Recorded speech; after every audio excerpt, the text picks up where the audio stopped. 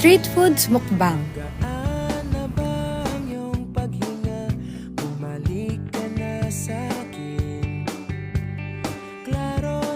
Flour,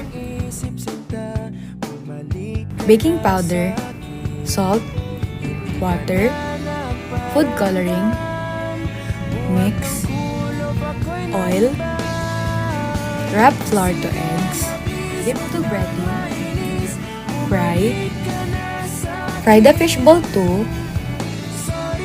and the cake yan. For the sauce, add oil, garlic, onion, Manong's fishball sauce, pepper, and you are done.